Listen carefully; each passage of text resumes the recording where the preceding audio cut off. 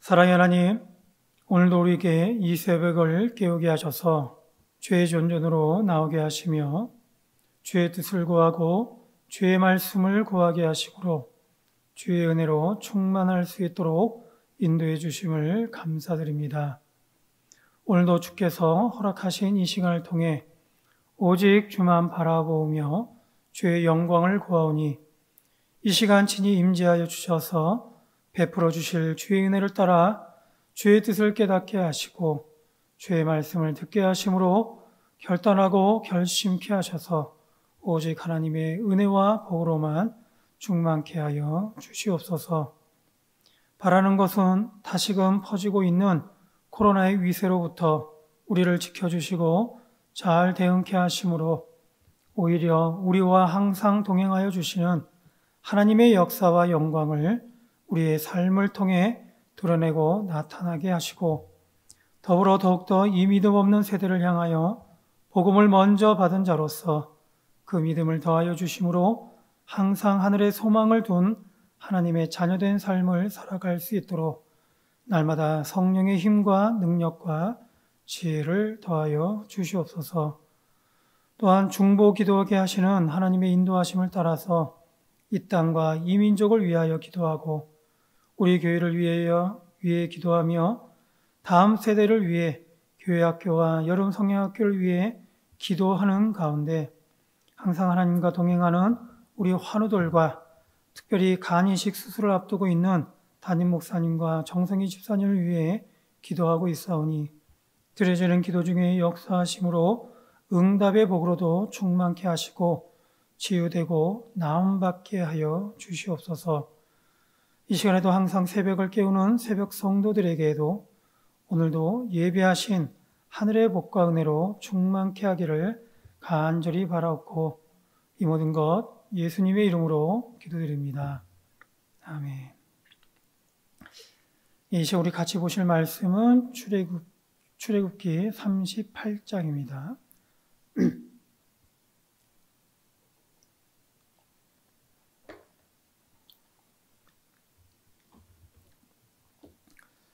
출애굽기 38장 21절로 31절까지 말씀을 함께 보겠습니다.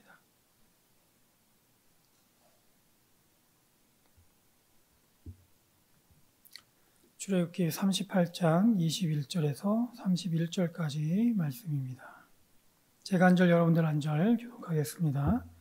성막 곧 증거막을 위하여 레위 사람이 쓴 재료의 물목은 제사장 아론의 아들 이다말이 모세의 명령대로 계산하였으며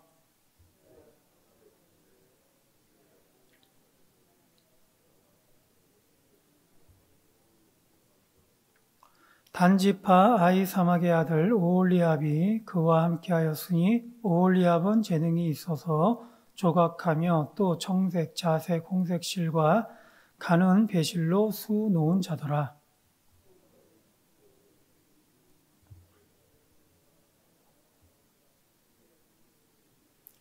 계수된 회중이 드린 은은 성소의 세겔로 100달란트와 1775세겔이니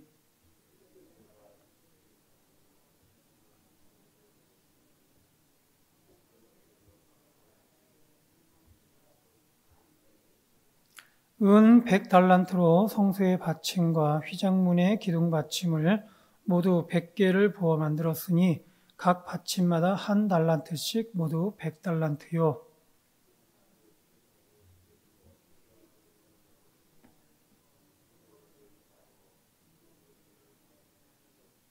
드린 놋은 70달란트와 2400세겔이라.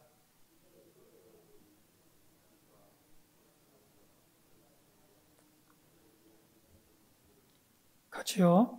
뜰 주위의 기둥받침과 그 휘장문의 기둥받침이며 성막의 모든 말뚝과 뜰 주위의 모든 말뚝을 만들었더라. 아멘. 오늘 말씀은 성막을 다 짓고 난 이후에 모세가 명령합니다. 아론의 아들 이다말에게 성막을 위하여 쓴 재료의 물목을 계산하라고 한 것입니다.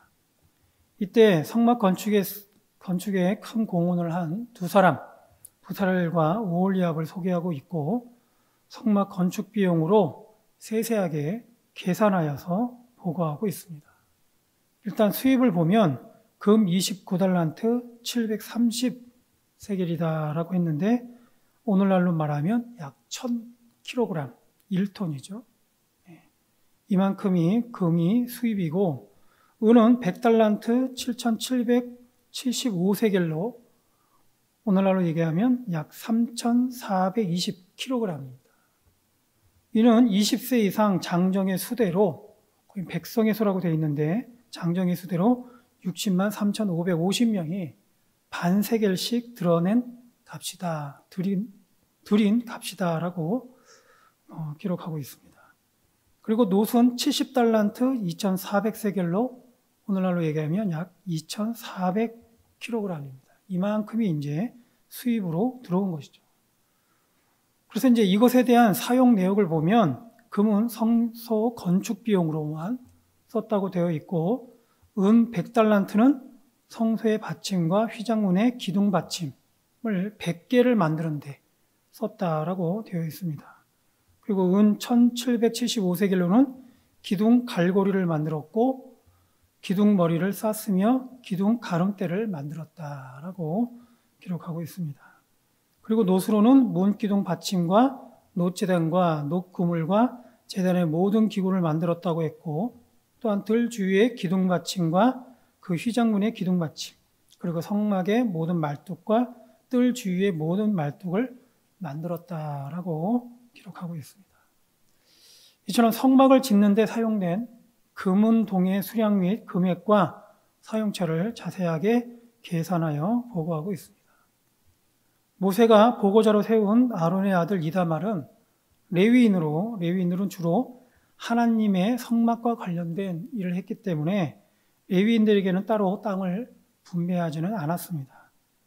이다말은 아론의 이 네 아들 중 막내로 성막 건축의 전체 감독을 맡았는데 이다말에게 형들이 셋이나 있었지만 이다말이 중책을 맡은 것으로 보아서 이다말이 가지고 있는 능력과 함께 이다말의 충성됨을 알 수가 있습니다. 그리고 성막의 모든 기구를 제작하는데 큰 공헌을 한 두 사람이 있는데 그중 한 사람은 유다 지파의 후레자 손자요 우리의 아들인 부사렐과 단 지파 아이사막의 아들 오홀리압이었습니다. 이 중에서 부사렐은 성막 기구를 만드는 일의 총책임자로 훌의 손자인데 훌은 아말렉과의 르미딤 전투 때 산 위에 올라가 아론과 함께 모세의 팔을 올려서 이스라엘을 승리로 이끌었던 그런 인물입니다.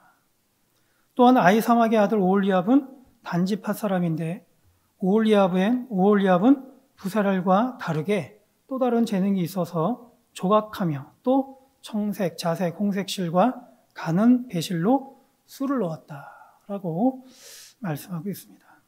이처럼 성막이 완성되기까지 헌물과 헌신이 있었습니다. 백성들의 헌물은 성막을 짓고도 남음이 있다고 했고 헌신은 특별히 성막을 짓는 일에 지혜로운 자들이 헌신했다라고 했습니다. 근데 보면 헌물하는 것과 헌신하는 것은 다른 듯하지만 사실 같은 의미를 담고 있습니다. 로마서 12장에 보면 그러므로 형제들아 내가 하나님의 모든 자비하심으로 너희를 권하노니 너희 몸을 하나님이 기뻐하시는 거룩한 산 제물로 드리라라고 했습니다. 즉 헌신의 진정한 의미는 제물이 되는 것임을 알 수가 있어요. 제물은 하나님께 드려지는 것입니다. 본래 그 용도와는 상관없이 하나님께 바쳐지는 것을 제물이라고 합니다. 오늘 백성들이 드린 헌물은 본래 사람들에게 유익함을 주기 위한 것과 즐거움을 주기 위해 장식용으로 사용되었던 그런 재료들입니다. 그런데 이것이 하나님께 드려진 것이죠. 그래서 하나님께 헌물이 되자 그 용도와는 상관없이 다 녹여져서 성막의 기구가 되거나 겉으로 싸는 역할을 하게 되었습니다. 즉 구별하여 쓰임 받게 된 것입니다. 이처럼 제물로 쓰이게 되면 바친 자의 손에서 벗어나 하나님께 올려지는 순간 제물은 그 본래의 용도와는 상관없이 하나님께 드려지는 제물로만 구별되게 되는 것입니다. 이때 제물이 소이든 암이든 양이든 기름이든 가루이든 상관없습니다. 이때 중요한 것은 이제 이 제물은 하나님께 속했다라는 것이죠. 그렇게 하나님이 사용하신다라는 겁니다. 마찬가지로 헌신하는 것도 이와 같아야 합니다. 헌신은 우리가 가지고 있는 고유 특성과는 상관이 없을 수 있습니다. 헌물이 제물로서 드려지는 순간 모든 것이 다 구별되어서 다 변하고 본래 용도와는 다르게 사용되어지는 것처럼 헌신도 하나님께 드려지는 순간 모든 것이 하나님께 구별되므로 본래 헌신자의 생각과는 다르게 사용될 수 있다라는 것이죠. 이런 면에서 우리가 참으로 헌신하고 있는가를 물어본다면 우리는 스스로 이렇게 되물어야 할 것입니다. 나의 헌신은 과연 완전히 나를 벗어나 하나님께서 쓰시도록 하나님의 손에 맡겨졌는가 하는 것입니다. 헌신은 소유를 하나님께 넘기는 것입니다. 선물한 것을 혹은 팔아 넘긴 것을 여전히 자신의 소유라고 주장하는 것은 있을 수 없습니다. 그런데 종종 헌신자에게서 자신의 소유를 주장하는 것을 볼 수 있습니다. 그렇다면 이는 진정한 헌신자가 아닙니다. 하나님께 제물로 드려진 숫송아지와 순양과 산비둘기와 집비둘기들은 번제물로 사용되었습니다. 이러한 것을 번제물로 드리면 제단 위에서 불살라져 향기로운 냄새로 하나님께 올려졌다고 했습니다. 따라서 헌신하는 것은 자신은 없어지는 것처럼 그렇게 보이나 그 냄새가 하나님께만 드려지는 것처럼 헌신자는 오직 하나님께만 기쁨이 되겠다라는 그런 마음이 있어야 하는 것입니다. 따라서 진정한 헌신자는 자신이 드러나지 않습니다. 자신을 자랑하지 않습니다. 자신의 공로로 인정받는 것도 원하지 않습니다. 다만 하나님께 쓰임받는 것으로 감사할 뿐인 것이죠. 예수님께서 하신 비유 중에 일명 양과 염소의 비유가 있습니다. 임금이 오른편에 있는 자들에게 이릅니다.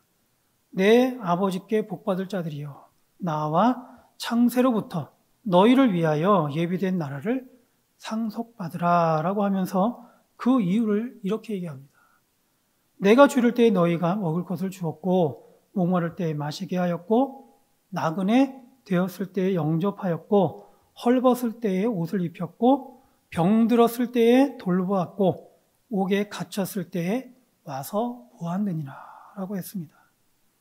이때 오른편에 있는 자들이 묻습니다. 우리가 어느 때 주께서 줄이신 것과 목마르신 것과 나그네 된 것을 보고 영접했습니까? 라고 묻자 임금이 이렇게 대답합니다. 너희가 여기 내 형제 중에 지극히 작은 자 하나에게 한 것이 본 내게 한 것이니라. 아마도 이것이 참된 헌신자의 모습이지 않을까 싶습니다. 하나님께 헌신된 자가 쓰임받게 된 것은 결국 그 주변에 어떤 영향력을 끼치고 있느냐로 알 수가 있는 것입니다. 이때 하나님께 쓰임받는 헌신자는 항상이라는 말이 가장 어울리는 헌신자가 진정한 헌신자일 것입니다. 이런 의미에서 항상 헌신하는 것에 대한 좋은 예화가 하나 있어 소개하면서 오늘 말씀을 마치고자 합니다. 중세의 한 마을에 수도원이 하나 있었어요. 처음 이 수도원은 깊은 영성 때문에 그 마을뿐만 아니라 사방에서 소문을 듣고 찾아오는 사람들로 수도원은 늘 붐볐다고 합니다. 그런데 언제부터인지 이 수도원의 분위기가 점점 시들면서 사람들이 찾아오는 횟수도 줄어들기 시작했고 또 그만큼 세상을 향한 수도원의 영향력도 확연히 줄었다고 합니다. 이렇게 수도원의 쇠락을 안타깝게 여긴 수도원장은 평소에 많은 도움을 받았던 멘토와 같은 그런 지혜로운 한 수도사를 찾아가 물었습니다. 조언을 구한 것이죠. 어떻게 하면 기울어가는 수도원을 다시 부흥시킬 수 있겠습니까? 좋은 말씀 좀 부탁드리겠습니다. 라고 부탁을 했습니다. 그러자 이 지혜로운 수도사가 한참을 기도한 이후에 이렇게 답을 주었다고 합니다. 당신의 수도원은 지금 엄청난 죄를 범하고 있습니다. 지금 그 수도원에는 그리스도께서 변장하고 함께 계시는데 여러분이 그 변장한 그리스도를 제대로 대우하지 않았기 때문에 이런 어려움이 생긴 것입니다. 그러니 변장한 그리스도를 찾아 그의 합당한 대우를 잘 하시기 바랍니다. 이 말을 듣고 깨달은 수도원장은 수도원으로 돌아가서 수도사들을 모아놓고 얘기하는 것이죠. 지혜로운 수도사의 말 그대로 전합니다. 그러자 이때부터 수도원의 분위기가 바뀌기 시작했습니다. 수도원의 수도사들은 생각한 것이죠. 혹시 이 사람이 변장한 그리스도가 아닐까 하고 서로에게 마치 그리스도께 하듯 그렇게 대했다라는 겁니다. 그러면서 점차 이 수도원의 영성은 살아나게 되었고 얼마 후에는 다시 그 마을에서 선한 영향력을 끼치는 수도원이 되었다라는 그런 이야기입니다. 마치 그리스도께 하듯 서로에게 그렇게 항상 헌신자의 모습을 보이자 오른편에 선 의로운 자들과 같이 누구에게나 하나님의 선한 영향력을 바라게 된 것이죠. 이처럼 하나님께 드리는 헌신은 이스라엘 백성들의 헌물이 쓰고도 남았다고 했던 것처럼 넉넉합니다. 그리고 하나님께 드리는 헌신은 너나 할 것 없이 차별이 없이 서로에게 헌신합니다. 또한 하나님께 드리는 헌신은 자신의 유익이 아니라 하나님의 유익을 구하기에 누구에게나 항상 한결 같은 것이죠. 따라서 이런 의미에서 오늘 이 시간 저와 여러분들에게도 이와 같은 참된 헌신자의 헌신을 통해 마지막 때 우리의 헌신이 하나님 앞에서 긍정적으로 결산되어지기를 주의 이름으로 축원드립니다. 기도하겠습니다. 고마우신 하나님, 오늘도 우리에게 말씀을 통해 깨닫게 하시니 감사드립니다. 주신 말씀과 같이 우리로 하여금 하나님 앞에 참된 헌신자가 되게 하시고 거룩하게 구별된 성도로 살게 하심으로 마지막 결산 때에 오른편의 선자와 같이 예비된 나라를 상속받게 하여 주시옵소서.